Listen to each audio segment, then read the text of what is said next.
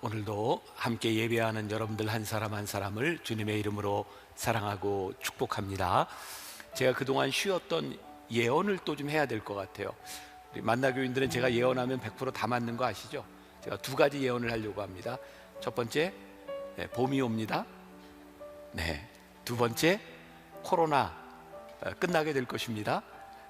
우리들이 이제 함께 예배할 날을 우리들이 기다리면서 계속해서 성령의 열매 여러분들과 나누고 있습니다. 오늘은 자비에 대한 말씀을 여러분들과 함께 나누려고 하고요. 여러분들이 오늘 본문을 들으셨으니까 이게 무슨 내용인지 이미 아실 것 같아요. 우리가 잘 아는 탕자의 비유입니다. 제가 이 자비에 대한 부제를 이렇게 잡았습니다. 원수에서 아들로 신분이 바뀐 사람들의 열매. 자, 이게 어떤 내용일까? 우리들 이렇게 생각하면서 들으면 좋을 것 같습니다. 우리가 흔히 이야기하는 이 탕자의 비유라고 하는 예수님의 비유는 우리들이 탕자의 관점에서 보았던 것 같아요. 제가 어렸을 때 모든 전도지에 보면 이 돌아온 탕자에 대한 내용들이 늘 있었던 것 같아요. 돌아온 탕자를 받으시는 탕자야 돌아와라, 이런 내용이었던 거죠. 그런데 요즘 이 돌아온 탕자에 대한 이 이야기들을 해석하면서 사실은 이 말씀은 탕자의 초점이 있는 것이 아니라 이 탕자를 받아들이는 아버지의 자비하심에 초점이 있다라는 말을 많이 합니다. 근데 저도 말씀을 묵상하면서 이 말씀이 그런 말씀이구나, 이렇게 새롭게 보게 되는데, 여러분들도 이 말씀을 따라 함께 들어오면 좋을 것 같아요. 누가복음 15장 32절에 보니까 이 내 동생은 죽었다가 살아났으며 내가 잃었다가 얻었기로 우리가 즐거워하고 기뻐하는 것이 어떻게 되어 있어요? 마땅하니라 라고 되어 있어요. 이 동생을 받아들이는 것이 마땅하니라 라고 되어 있어요. 아버지의 입장에서 돌아온 아들을 받아들이는 것이 마땅한데, 지금 문제는 뭐냐면 이 돌아온 아들의 형인 큰아들, 맏아들은 그것을 마땅하게 여기지 않고 있어요. 그래서 아버지가 잔치를 베풀었는데 이 형은 그 잔치에 참여하지 못합니다. 아버지와 이 형의 차이는 무엇일까요? 아버지는 자비의 마음이 있는데 형에게는 자비의 마음이 없는 거예요. 아버지는 죄를 지은 아들이지만 받아들일 수 있는 마음의 준비가 되어 있는데, 이 큰아들은 동생을 바라보며 그것을 받아들일 준비가 되어 있지 않는 거죠. 여기서 우리는 자비라고 하는 것을 이렇게 생각하게 됩니다. 내가 상식적으로 내가 이해할 수 있는 수준에서 자비를 이야기하는 것이 아니라 상식을 넘어선 마음, 그것이 오늘 이 아버지의 자비하심이라는 거예요. 제가 조금 전에 여러분들에게 자비는 상식을 뛰어넘는 선행, 행동이라는 이야기를 했습니다. 중국이라고 하는 나라를 생각하면, 저 우한이라고 하는 곳을 생각하면 그리스도인들이 저렇게 하는 일들은 분명히 상식을 뛰어넘는 일들입니다. 그래서 우리는 그들을 향해 그리스도인, 자비한 사람, 이렇게 말을 합니다. 이번 중국의 우한, 이 폐렴이 지나가면서 가장 인상에 남는 인물이 하나 있습니다. 우한의 의사죠. 리원량이라고 하는 의사입니다. 34살의 나이에 환자들을 돌보다 세상을 떠났습니다. 2020년 2월 7일 그가 세상을 떠났습니다. 그는 신실한 그리스도인입니다. 가장 힘든 때 가장 빛나는 사람들, 그들이 누구인지 정체성이 드러나는 사람들은 상식을 뛰어넘는 사람들, 그리스도인입니다. 여기 자비라고 하는 말이 영어의 gentle 혹은 kindness라고 하는 말로 번역이 되기도 합니다. 헬라어의 자비라고 하는 말인 크리스토테스라고 하는 말입니다. 뭐와 비슷하죠? 크리스토스, 그리스도와 비슷합니다. 자비라고 하는 말은 크리스토테스, 그리스도는 크리스토스. 옛날 로마 시대 헬라 문화권에 있어서 기독교인들을 바라보면서 그들은 그리스도, 그 발음이 같은 것 때문에 그리스도인들을 바라보면 친절해야 된다고 생각을 했다고 합니다. 그리고 그리스도인들은 로마 제국에서 친절한 사람들이었습니다. 그래서 로마 사람들이 볼 때 그리스도인 중에 친절하지 않은 사람이 있을 때 그들은 이렇게 이야기했답니다. 당신은 그리스도인인데 왜 친절하지 않습니까? 당시 로마 사회에서 우리 그리스도인들의 가장 명확한 정체성을 알려주는 것 중에 하나가 바로 크리스토테스, 자비, 친절, 젠틀, 이런 말이었던 것 같습니다. 여러분, 우리들이 자비하다라고 하는 말은 여기 우한에서 복음을 전하고 마스크를 전하는 사람을 통해서도 나타나는 것이지만, 우리들이 누군가에게 자비하다고 하는 것은요, 우리에게 피해가 오는 일이기도 합니다. 또한 이 자비하다고 하는 것은 우리들이 상대방의 입장에서 상대방을 배려하지 않고는 우리들이 결단코 자비할 수 없는 겁니다. 요한복음 13장 34절부터 35절까지 보니까 이렇게 말씀이 되어 있어요. 우리 계속해서 듣는 이야기입니다.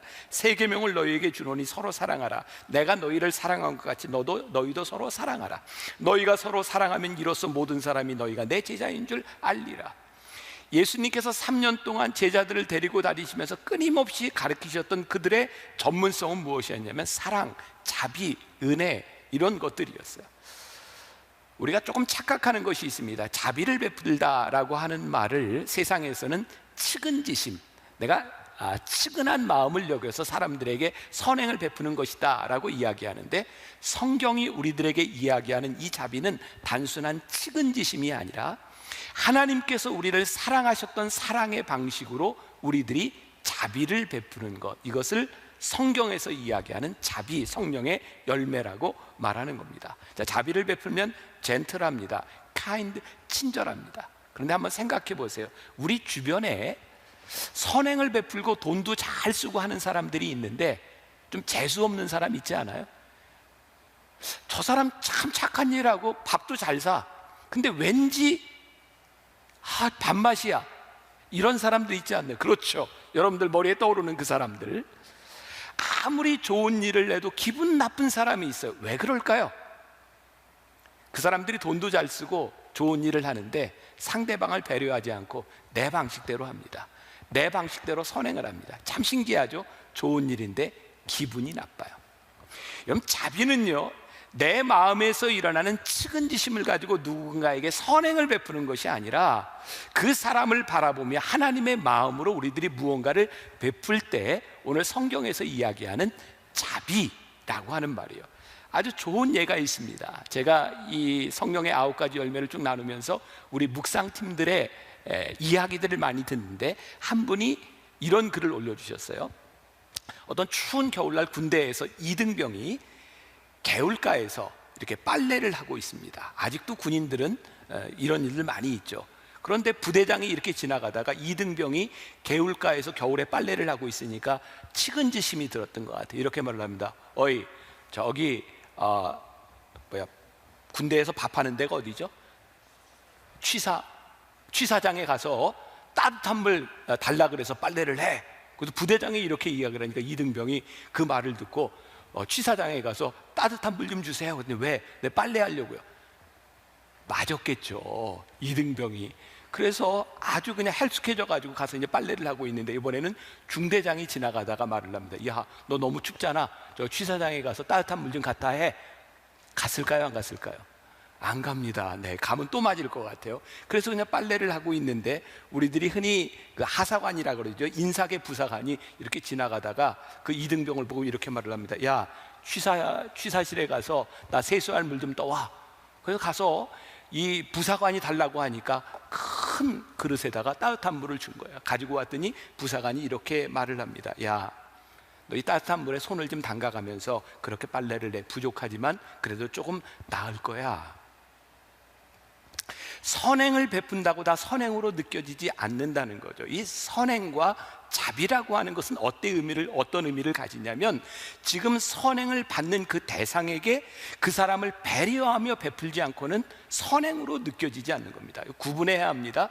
나는 자비로워, 이것이 측은지심으로 내가 원하는 일을 하는 것이 아니라 하나님의 마음을 통하여 누군가에게 그의 삶을 풍성하게 만들어줄 수 있는 친절과 이 자비의 열매가 맺혀지지 않는다면 우리는 엄밀한 의미에서 성령의 열매로서의 자비라고 말할 수 없는 거예요.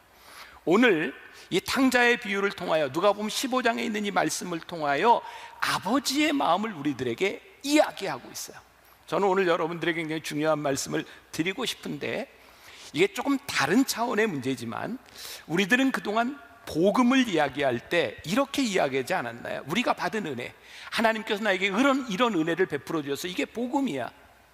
그런데 조금 각도를 바꾸어 보면 좋을 것 같아요. 진짜 복음은 내가 받는 은혜보다 더 중요한 것이 있는데, 나에게 은혜를 베푸시는 아버지의 마음이 느껴질 때, 아, 이게 진짜 은혜구나 라고 하는 것을 우리들이 깨달을 수 있을 것 같아요. 누가복음 15장 21절에 보니까 이렇게 되어 있어요. 아들이 이르되 아버지, 내가 하늘과 아버지께 죄를 지었사오니 지금부터는 아버지의 아들이라 일컬음을 감당하지 못하겠나이다. 그런데 자비를 받을 수 없는, 은혜를 받을 수 없는 이 아들에게 은혜가 임한 것은 아버지 때문이었어요. 아버지의 마음으로 인하여 이 아이에게, 이 아들에게 자비하심이 흘러가고 있는 거예요. 오늘 말씀에 아주 적절한 예가 될 것 같아요. 여러분, 2016년 6월 12일 미국의 올랜도라고 하는 지역에서 큰 총격 사건이 있었습니다. 미국에서 이렇게 기록되는 아주 큰 총격 사건 중에 하나입니다. 올랜도의 한 게이바, 동성연애자들이 모이는 그 나이트클럽에서 이 게이들을, 동성연애자들을 혐오하는 한 사람이 총을 들고 가서 난사했습니다. 그래서 50명이 죽고 53명이 부상을 입었습니다. 그때 크리스티애니티 투데이라고 하는 그런 잡지에 케이트 샬럿라고 하는 사람이 트위터에다가 이런 글을 올렸습니다. 올랜도 대학살과 관련된 프라이드 행사에 경비 서비스에 자원할 교회들을 찾습니다. 그리고 해시태그를 냈어요. 내 이웃을 사랑하라.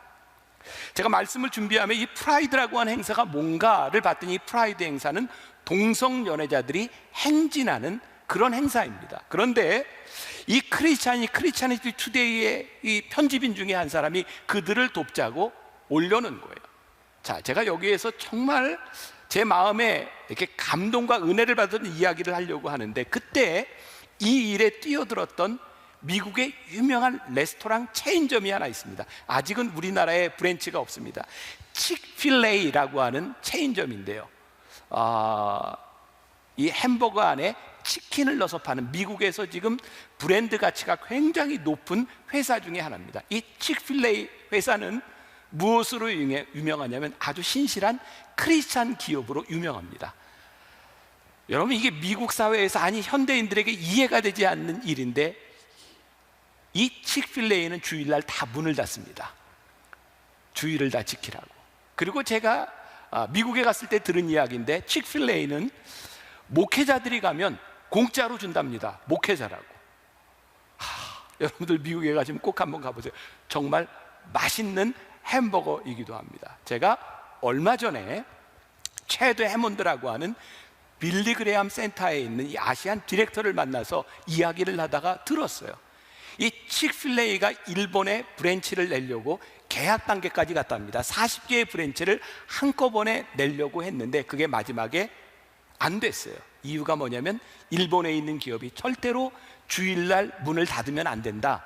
그래서 그 좋은 찬스를 다 캔슬 시켜버린 기업입니다. 이 기업은 동성연애를 반대한다고 하는 것 때문에 미국 사회에서 동성연애자들이, 사람들이 불매운동을 벌였던 그런 기업이랍니다. 이 기업의 가치는 크리스찬 정신에 있어요. 동성연애 안 됩니다. 주일 지키는 것, 요즘 같은 세상의 안식일을 철저하게 지키는 그런 회사입니다. 그런데 이 회사가 동성연애자들이 총격을 당하고 그들이 죽은 사람들, 그들을 위하여 막 헌혈과, 그리고 그 사람들을 위한 뭔가 도우려고 하는 운동이 일어날 때에 칙필레이 회사가 주일날 나와서 일을 합니다. 그 사람들을 위해서 빵을 만들고 주스를 만들고 음료수를 만들어 그 사람들에게 베풀기 시작합니다. 그들이 절대로 포기할 수 없었던 주일 성수, 그들이 포기한 이유는 그 피 흘리는 사람들, 쓰러져간 사람들을 돕기 위하여 그들이 주일을 포기하고 그들이 일하기 시작했어요. 묘하게도 오늘 이 예배를 드리는 우리들에게, 주일날 우리들이 교회에서 예배를 드리지 못하는 우리들에게 굉장히 중요한 메시지를 주고 있는 것 같아요. 우리 그리스도인들에게 정말 중요한 가치가 주일 지키는 것 아닌가요? 그런데 우리들이 여기 함께 모여 예배를 드리지 못하는 정말 중요한 이유 가운데 하나가, 우리가 여기에 모여서 이 코로나로 인하여 전염이 되거나 사람들이 아플 수도 있다고 하는 것들, 아버지 하나님의 마음으로 우리들이 보아야 되는 새로운 가치들을 보게 하는 거죠. 자, 여러분들 오해하지 말고 잘 들으셔야 합니다.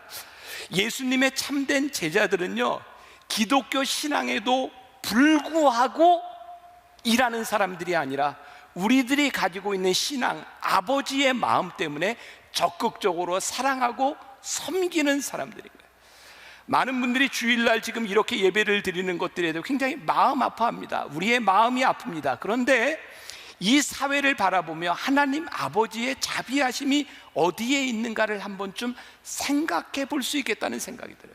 자, 이제 제가 지금부터 하는 이야기를 똑 떼어서 요거를 편집해서 하면 제가 굉장히 이상한 사람이 될 수 있습니다. 신천지 여러분들 어떻게 생각하세요? 진짜 못되지 않았나요? 네, 반응을 좀 보여주세요. 진짜 못됐어요. 어쩌면 그렇게 포교하는 거 좋은데 어떻게 교회 들어가서 그런 일들을 할 수 있어요? 저도 신천지를 찬성하거나 진짜 못된 사람들이라고 생각해요. 그런데 지금 이 코로나 사태를 지나가면서 많은 사람들이 신천지에 대해서 많이 비난하죠. 비난받아 마땅합니다.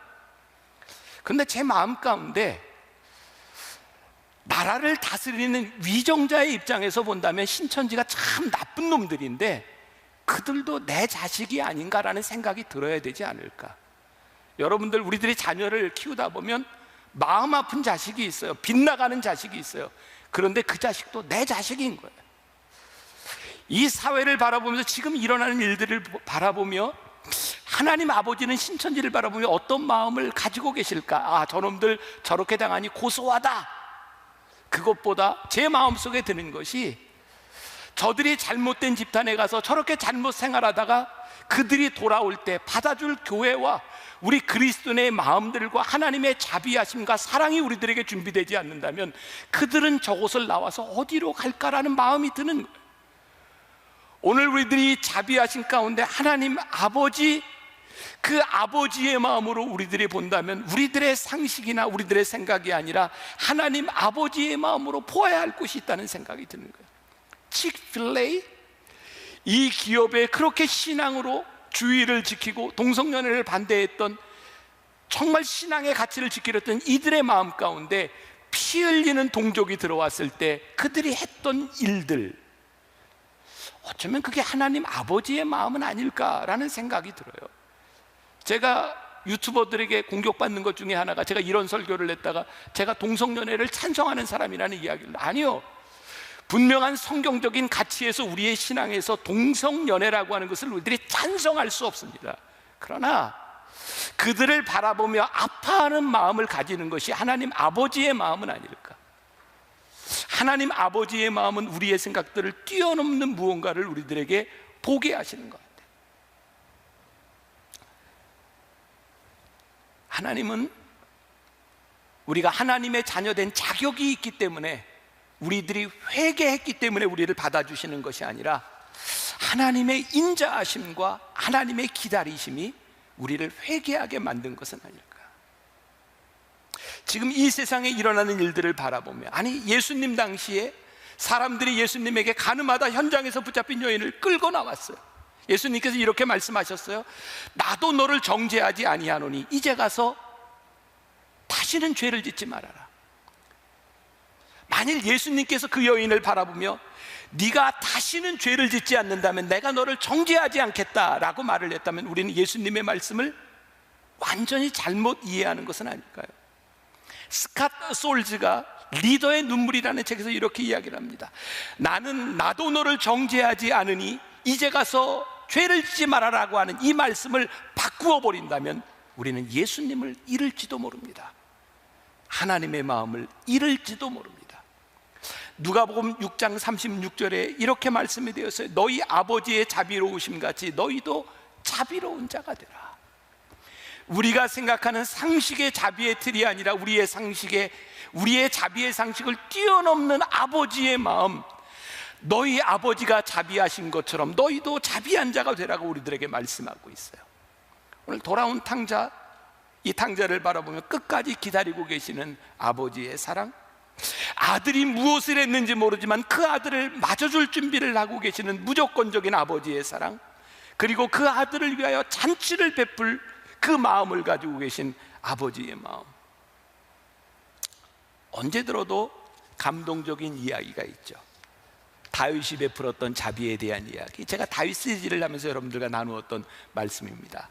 사무엘하 9장에 보면 다윗이 베푼 자비의 이야기가 나오죠. 요나단의 아들이었던 무비보셋. 다윗이 왕이 되고 난 후에 요나단의 아들 무비보셋을 찾아와서 그에게 자비를 베풉니다. 다윗은 형식적으로 자비를 베푼 사람이 아니라 그의 정적, 사울왕이 자기를 그렇게 죽이려고 했고 이제 정권이 바뀌어서 사울왕의 모든 자손들을 다 죽여야 되는 상황 가운데서 그가 무비보셋에게 어떻게 대우합니까? 왕의 식탁에서 함께 밥을 먹게 하고 그가 가지고 있었던 재산들을 다 돌려줘요.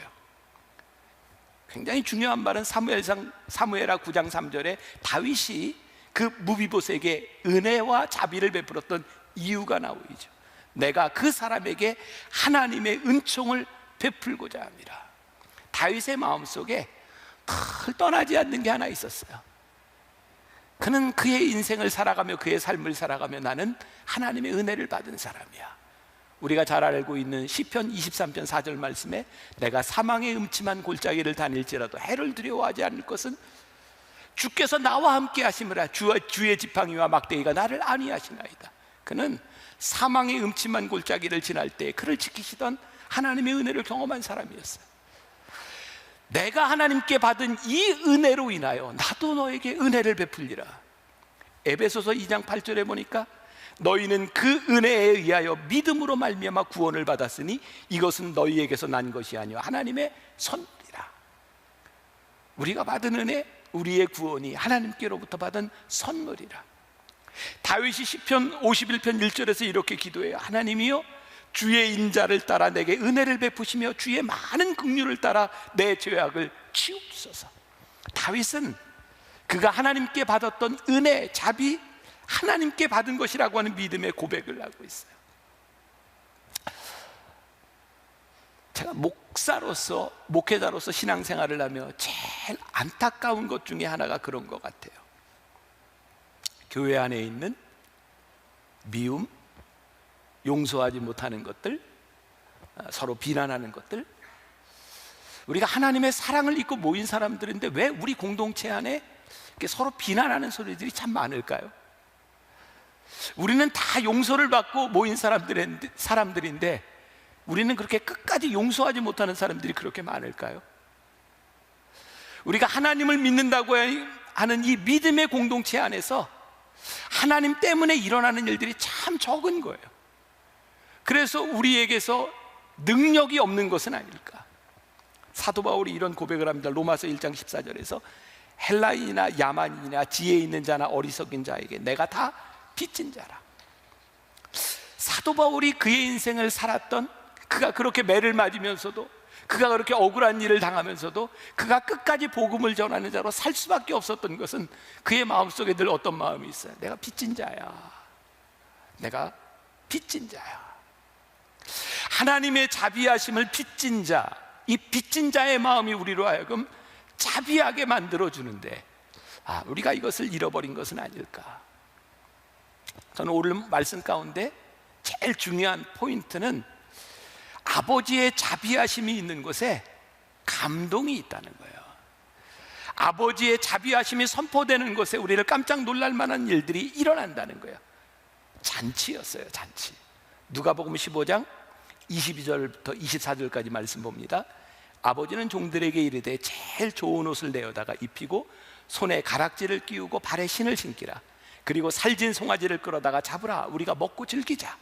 이 내 아들은 죽었다가 다시 살아났으며 내가 잃었다가 다시 얻었노라 하니 그들이 즐거워하더라. 전 이런 상상을 해봅니다. 아버지가 잔치를 베풀지 않았다면 사람들은 아무도 이 아들에게 관심이 없었을 것 같아요. 아버지가 이 아들을 위하여 잔치를 베푸는 그 잔치 때문에 사람들이 모입니다. 그들이 그것을 보기 시작합니다. 이 소를 잡은 것, 이 잡은 것 때문에 온 동네 사람들이 함께 모여서 이것을 먹기 위하여 그 아들이 다시 돌아왔음을 보기 시작합니다. 이 아들을 받아들이는 이 아버지의 마음이 그 사람들에게, 함께 있는 주변 사람들에게 영향을 끼치기 시작합니다. 아들을 받아들인 이 자비하심, 이 잔치가 주변을 기쁘게 만들죠. 우리가 잘 아는 이야기 있어요. 여러분, 노란 손수건 아시죠? 이 노란 손수건이 실화를 바탕으로 알려진 이야기입니다. 여기에 나오는 주인공 이름이 빙고입니다. 빙고. 뉴욕의 형무소에서 4년 동안 갇혀있던 이 사람이 아마 아내를 무척 힘들게 했던 사람인 것 같아요. 4년 후에 형무소에서 출소를 하며 아내에게 돌아갈 때 편지를 하죠. 만일 내가 집에 갈 때 그 참나무에 노란 손수건이 걸려 있으면 내가 거기에서 차를 타고 가다 내릴 것이고, 노란 수건이 없으면 나를 용서하지 않는 것이라고 생각하고 나는 그냥 떠나갈 것이다. 그리고 빙고가 버스를 타고 가면서 주변 옆에 앉았던 사람들에게 이 이야기를 하죠. 그 이야기를 들었던 모든 사람들이 집이 가까울 때 손수건이, 노란 손수건이 걸려있나 안 걸려있나 사람들이 다 쳐다봅니다. 우리가 다 아는 결말이죠. 노란 손수건이 하나만 걸린 것이 아니라 10장, 20장만 걸린 것이 아니라 온 나무에 수백 장의 노란 손수건이 걸려 있어요. 빙고가 내려가는 것을 바라보며 모든 사람들이 박수를 칩니다. 이 남편을 맞이하는, 남편을 받아들이는 이 아내의 마음 가운데 무엇인지 모르지만 큰 용서가 필요하지 않았을까요?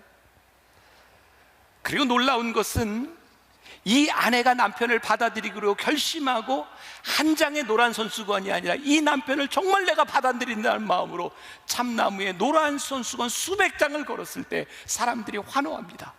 박수를 칩니다. 당신의 아내가 당신을 받아주는 것 같습니다. 자비가 있는 곳, 잔치가 벌어지는 곳은 우리의 마음을 기쁘게 할 뿐만 아니라 놀라운 일들을 만들어내는 거죠. 잠깐 무비보셋의 이야기로 돌아와요. 무비보셋, 이름의 뜻이 부끄러운 자라는 말입니다. 그는 절름발이었어요. 어렸을 때부터 발을 저는 자였어요. 무비보셋이 사는 곳의 이름은 로드발, 황폐한 곳, 황무지에서 산다고 하는 그런 이름이었어요. 그런데요, 다윗이 그 무비보셋을 로드발에서부터 데려다가 그의 식탁에 앉혔을 때 사람들이 다윗을 바라보며 기뻐합니다. 아, 다윗은 이런 사람이구나. 진정한 자비의 열매가 맺히는 곳에 감동이 있지 않을까요? 사실 우리 그리스도인들, 오늘 우리들이 살아가는 우리 믿음의 공동체 가운데서 정말 중요한 것은 우리의 자비함으로 인하여 잔치가 벌어지는 것인데, 우리들이 이것을 잃어버리고 사는 것은, 불행하게도 오늘 본문에 나오는 주인공 중에 하나, 이 탕자의 비유는 3명의 주인공이에요. 아버지, 탕자, 그리고 큰아들입니다. 큰아들의 마음이 불편한 거예요. 왜 불편한지 아시죠? 지금 비교가 되고 있어요. 왜 아버지는 나에게는 잔치를 한 번도 베풀어 주지 않고 이 돌아온 탕자, 이 못된 아들에게는 잔치를 베풀어 주는가? 아버지에 비해서 내가 정당한 대우를 받지 못하고 생각하고, 아버지는 한 번도 나에게 잔치를 베풀어 주지 않았다고 생각하니 이 아들의 마음이 불편한 거예요. 잘 아는 이야기예요. 누가복음 15장 31절에서 아버지가 이렇게 합니다. 아버지가 이르되, 예, 너는 항상 나와 함께 있으니 내 것이 다 내 것이로다. 아버지는 마음이 굉장히 답답하죠. 이건 비교의 대상이 아니야. 네 동생을 위해 베푸는 잔치, 이것은 너하고 비교가 되지 않는 거야. 너 이거 비교할 문제가 아니야. 근데 문제는 이 형의 마음 가운데 자꾸 비교하는 마음이 든다는 거죠. 저는 이 비교하는 마음, 어쩌면 이 자비를 가로막고 있는 일 가운데 이 비교라고 하는 것은 내가 가지고 있는 생각, 어쩌면 내가 가지고 있는 신념, 어쩌면 내가 가지고 있는 관습에 대한 문제를 아닐까. 아버지를 배신하고 아버지를 떠나간 재산을 탕진한 그 아들은 우리 공동체에서 받아줄 수 없어. 이것은 우리의 관습이야. 저놈은 마땅히 욕을 먹어도 돼. 우리들의 공동체 안에서 자비가 경험되지 못하는 정말 중요한 이유 가운데 하나는 우리들이 가지고 있는 우리의 생각, 우리의 상식이라는 거예요. 우리의 마음 가운데 저 사람은 도저히 용서가 안 돼, 저 사람은 자비를 받을 자격이 없어 라는 우리의 상식과 우리의 관습이 있어요. 그런데 하나님 아버지의 마음은 우리의 상식을 뛰어넘는, 누가복음 15장 28절부터 32절까지 말씀, 제가 봉독할 테니 한번 들어보세요. 그가 노하여 들어가고자 하지 아니하거늘 아버지가 나와서 권한대 아버지께 대답하여 이르되 내가 여러 해 아버지를 섬겨 명을 어김이 없거늘 내게는 염소 새끼라도 주어 나와 내 벗으로 즐기게 하신 일이 없더니 아버지의 살림을 창녀들과 함께 삼켜버린 이 아들이 돌아오매 이를 위하여 살진 송아지를 잡으셨나이다. 아버지가 이르되 예, 너는 항상 나와 함께 있으니 내 것이 다 내 것이로되 이 내 동생은 죽었다가 살아났으며 내가 잃었다가 얻었기로 우리가 즐거워하며 기뻐하는 것이 마땅하다 하니라. 큰아들의 분노. 그런데 오늘 이 말씀 가운데 진짜 중요한 건 이 큰아들을 바라보는 아버지의 안타까운 마음이에요. 예, 네 동생이 들어왔는데 내 마음이 이렇게 기쁜데 너는 나와 함께 기뻐할 수 없니? 잔치를 베푼 이유? 돌아온 아들 때문이에요. 그런데 이 큰아들은요, 아버지를 떠나가지 않고 아버지와 함께 있었던 그 은혜의 자리가 얼마나 큰지를 깨닫지 못해요. 아니, 아버지에게 이렇게 탕자가 됐다 돌아와서 잔치를 베푸는 그 사랑과 그 은혜보다 어쩌면 우리들에게 이 잔치를 베풀 이유가 없는 우리들의 삶이 훨씬 더 복된 일인데, 우리가 사실은 하나님 앞에 너무너무 큰 사랑을 입고 있고 우리는 하나님과 동행하며 살아가는 사람인데 아버지를 떠나간 사람이 하나님 앞에 나오는 것을 기뻐해 주지 못하는 우리의 마음을 하나님 아버지가 너무너무 안타까워하고 있어요. 어쩌면 오늘날 이 한국 교회를 향해, 이 교회를 향해 하나님께서 이렇게 말씀하시지 않을까요? 얘야, 너희는 나와 함께 이렇게 예배하며 거룩한 백성이 되었는데 나를 떠나간 저 백성들을 향한 내 마음을 너희들이 알지 못하고 너희들이 기뻐하지 못하고 그들을 받아들일 준비가 되어 있지 않은 너희들을 바라보면 내가 참 안타깝구나. 우리를 향한 안타까운 마음, 그것이 오늘 여기에서 우리들에게 말씀하고 있는 자비를 베풀지 못하는 우리들의 모습을 보여주고 있는 것은 아닐까. 너무 극단적인 이야기인가요? 여러분, 자비를 받아야 하는 삶이 진짜 복된 삶인가요? 아니면 자비를 받지 않아도 괜찮은 우리들의 삶이 더 복된 삶인가요? 하나님께서 누군가에게 자비를 베푸신다고 말씀하실 때 그 자비를 우리들이 기뻐할 수 있어야 아버지의 마음을 가지는 사람들인데, 자비가 성령의 열매라고 하는 것은 성령께로부터 나오지 아니하면 우리의 의지와 우리의 생각과 우리의 간섭을 가지고는 자비가 불가능하다는 거예요. 우리가 성령님을 모르면, 성령님과 동행하지 않으면, 하나님 아버지의 친밀함을 우리들이 잃어버리면 하나님 아버지의 자비하심을 고백할 수 있는 자가 되지 못한다는 거예요. 아, 그래서 이 자비가 성령의 열매이구나. 우리가 하나님 아버지의 마음을 모르면 이 자비를 베풀 근원을 잃어버리는 거예요. 오늘 우리들이 기도해야 되는 거죠. 하나님, 우리의 상식과 우리의 생각에서가 아니라 하나님의 마음을 알 수 있는 사람들이 되게 하여 주옵소서. 우리 묵상팀에서 올려줬던 이야기 하나로 말씀을 좀 마치려고 하는데 한번 좀 들어보세요. 한 간호사가 안병동에서 근무할 때의 일입니다. 간호사가 밤 근무를 하던 중 새벽 5시에 호출이 왔습니다.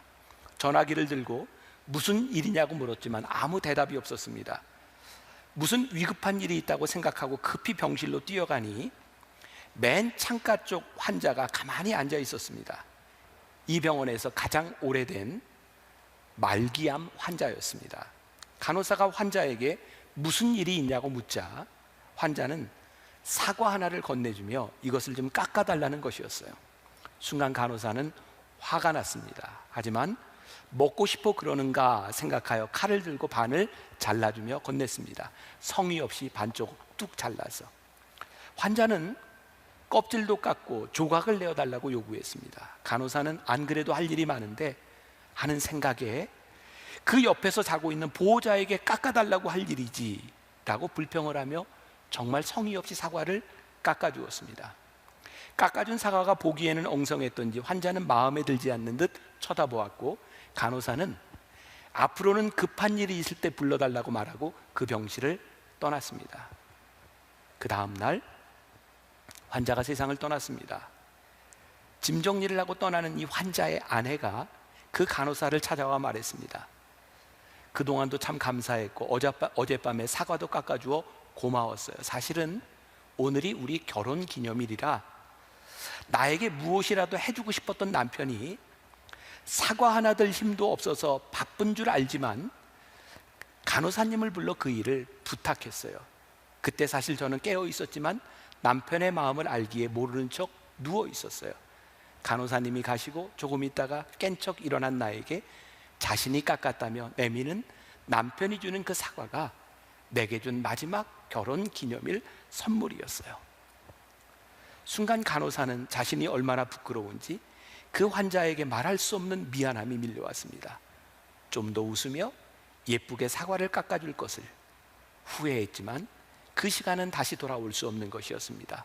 그 후 이 일을 생각하면서 늘 마음속에 두고 환자들에게 친절하게 하게 된 계기가 된 일이었습니다. 저는 이 이야기를 듣다 그런 생각을 했어요. 알았더라면, 우리의 인생에 알았더라면 후회를 남기는 일들이 참 많다는 생각을 합니다.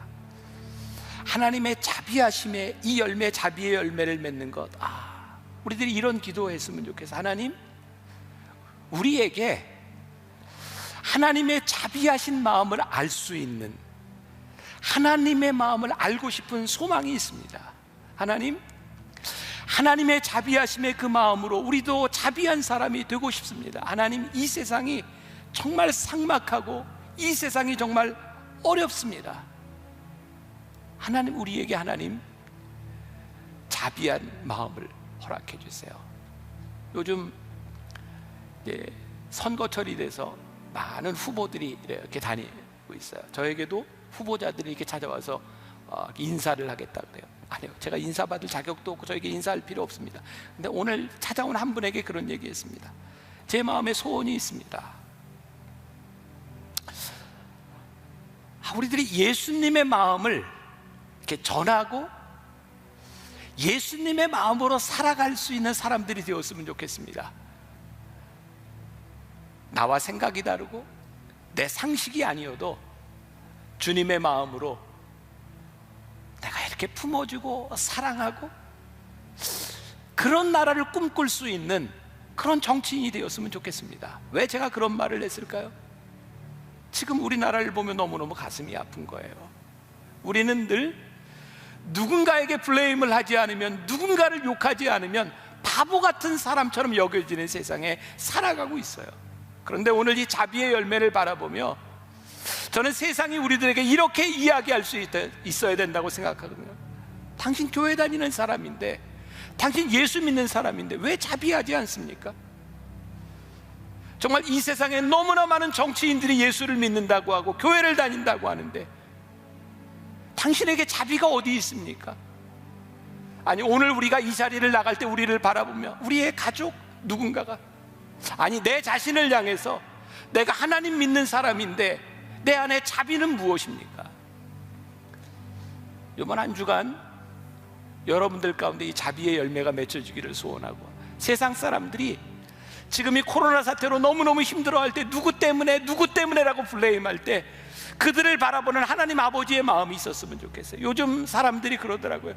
제일 두려운 게 확진자가 되는 것이 두려운 게 아니라 확진자가 되어서 동선이 밝혀지는 게 두렵대요. 동선이 밝혀지면 사람들이 그런데요, 저 가만히 있지 않고 저기 돌아다녔다고, 저 뭐 하는 짓이냐고.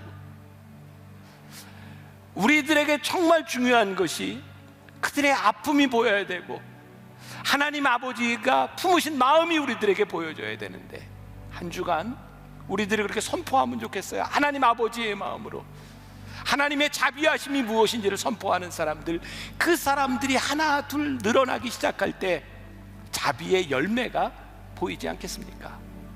자, 계속 이야기하죠. 성령의 열매라고, 씨앗이 아니라 열매라고. 숨겨져서 보이지 않는 것이 아니라 성령의 열매는 보여지는 것이라고. 하나님의 자비하심으로 인하여 우리에게 있었던 이 성령의 열매가 사람들을 통하여 열려지는 것, 그것이 성령의 열매라. 한 주간 여러분들의 삶에 하나님의 자비하심을 고백하고 또 간증할 수 있는 일이 있기를 간절히 소원하고, 우리 함께 찬양으로 예배를 마치려고 합니다. 주님과 같이 내 마음 만지는 분은 없네. 오랜 세월 찾아 나날았네. 내겐 주밖에 없네. 주 자비 강같이 흐르고 주 손길 치료하네. 나에게 임한 주의 자비하심이 오늘 강같이 흘러넘치기를 소원하는 마음으로 우리 함께 찬양하겠습니다.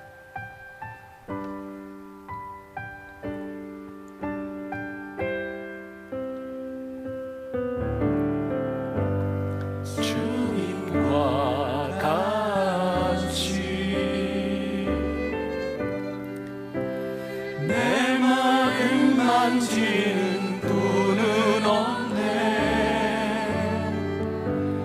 오랜 세월 찾아 나날았네. 내겐 주밖에 없네. 주님과 같이, 주님과 같이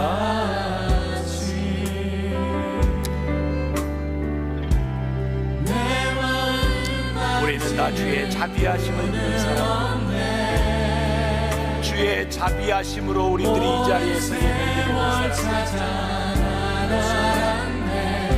주의 자비가 주의 손길이 우리들에게 임함으로 인하여 우리가 그 사랑을 입고 여기에 있는 사람들입니다. 그렇습니다. 주의 자비가 강같이 흘러넘쳐서 오늘 우리가 주의 자비하심을 힘입은 자들입니다.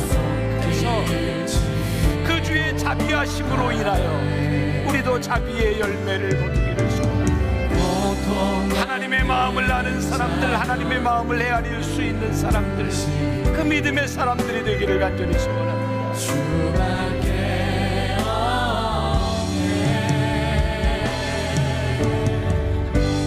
주님과 같이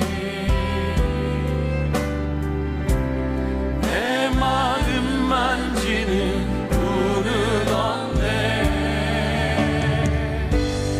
오랜 세월 찾아 나날았네.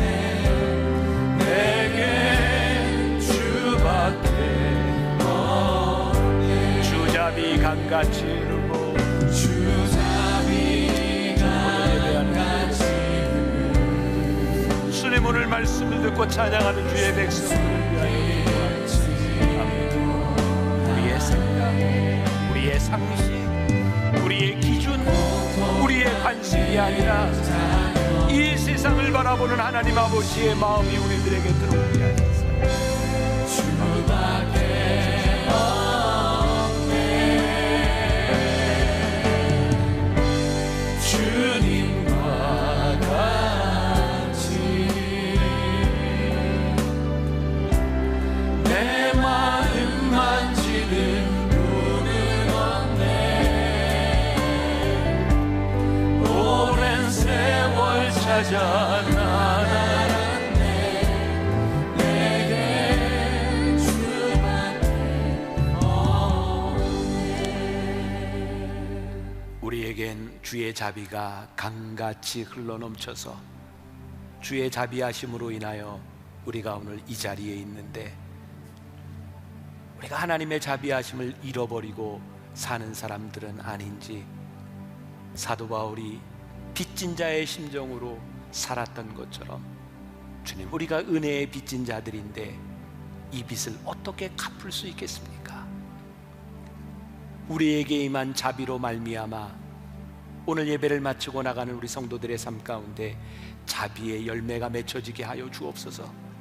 아들을 위해 잔치를 베푸시는 아버지 때문에 온 동네가 잔치에 참여하며 기뻐했던 것처럼 우리도 그 기쁨을 나누는 사람들, 잔치를 베푸는 사람들이 되기를 소원합니다. 주님, 이 나라와 이 민족을 기억하여 주옵소서. 서로를 향해 손가락질을 하며 서로를 욕하지 아니하면 안 되는 이 나라와 이 민족 가운데 하나님의 마음으로 바라보는 우리 그리스도인들을 인하여 잔치가 베풀어지는 세상, 주의 자비하심이 선포되는 이 나라와 이 민족이 되게 하여 주옵소서. 오늘날 하나님 앞에 귀하게 드려진 예물들과 우리의 헌신들을 기억하여 주옵시고 복된 인생 살게 하여 주옵소서. 지금은 우리 주 예수 그리스도의 은혜와 하나님 아버지의 무한하신 사랑과 성령의 인도하심이 주의 자비하심을 힘입어 자비의 열매를 나누기를 소원하는 당신의 사랑하는 모든 백성들 위해 지금부터 영원까지 함께 하시기를 간절히 축원하옵나이다. 아멘.